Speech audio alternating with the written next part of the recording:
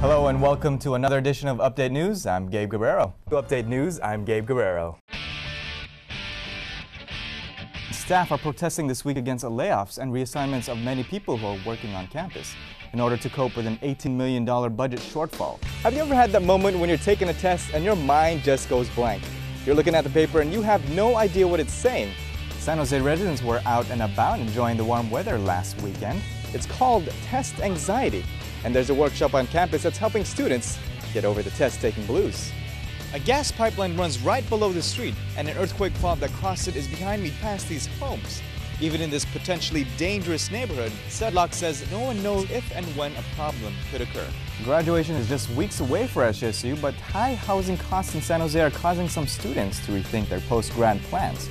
Belcher says this is the only university in the United States that has its own gallery system. The play is blatantly anti-war and is designed to get audiences to react. Starting this summer, recycled water will be running through the Dr. Martin Luther King Library if things go smoothly. SJSU announced massive cutbacks 2 weeks ago.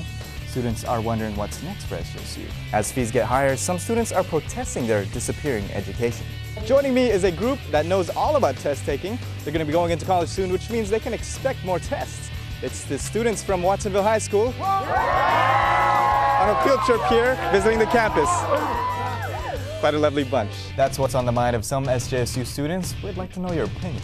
The university is celebrating its 153rd birthday.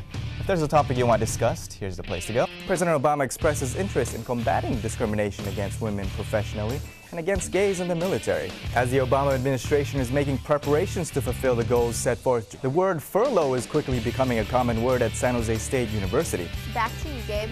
Sounds like an intense game. It was. Sadia, please.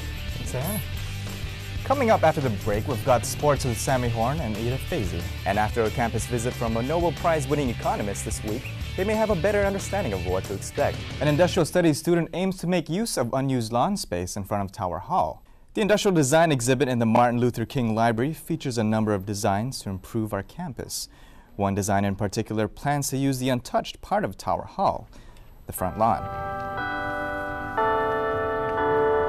Ferris Elmasu designed the new look for the wide area as a class project. I thought it would be a great idea to take advantage of all this open space and design something that will visually magnetize these students on this space.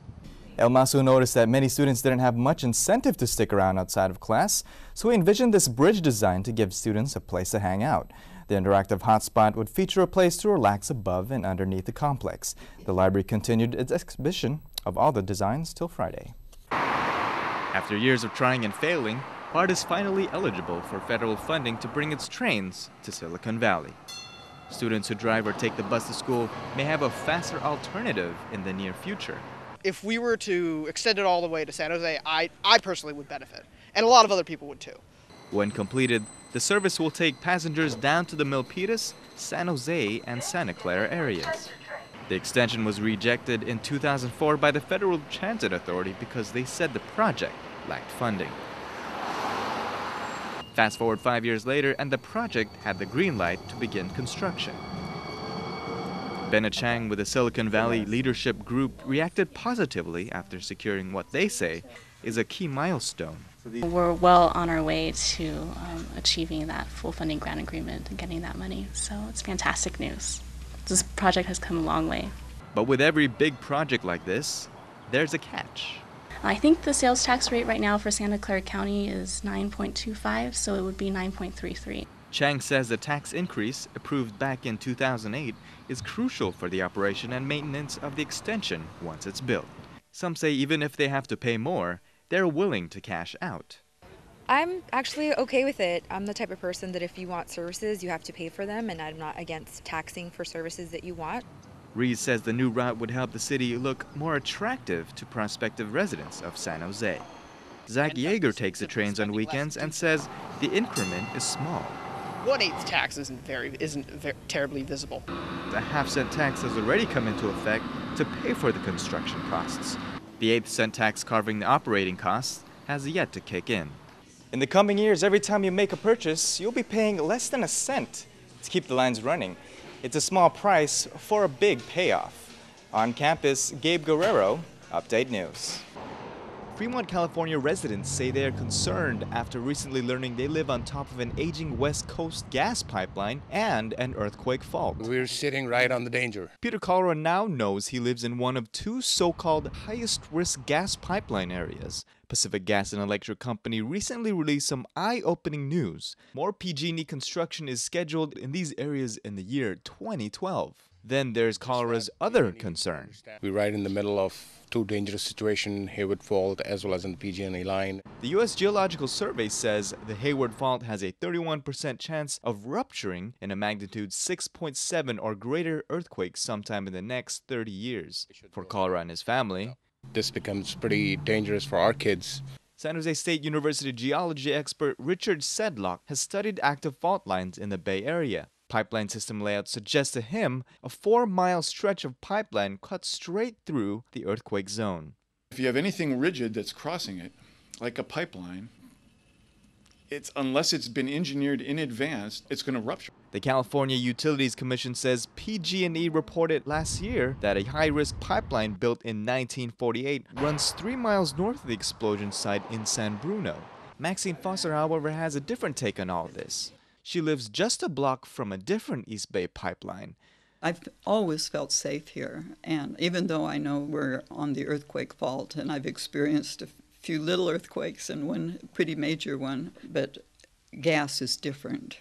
As for repairing the pipeline, I would just hope that PG&E would take their responsibility as a company and do what the public needs to have done for them. A gas pipeline runs right below the street, and an earthquake fault that crossed it is behind me past these homes. Even in this potentially dangerous neighborhood, Sedlock says no one knows if and when a problem could occur. Next earthquake could happen before this conversation is done, or after you and I are deceased. Thinking out west, Gabe Guerrero, SJSU Online News. 21-year-old California nursing major Kiana McClanahan is conflicted about California's Prop 19. She's trying to decide whether to vote to legalize pot because she has friends who do smoke.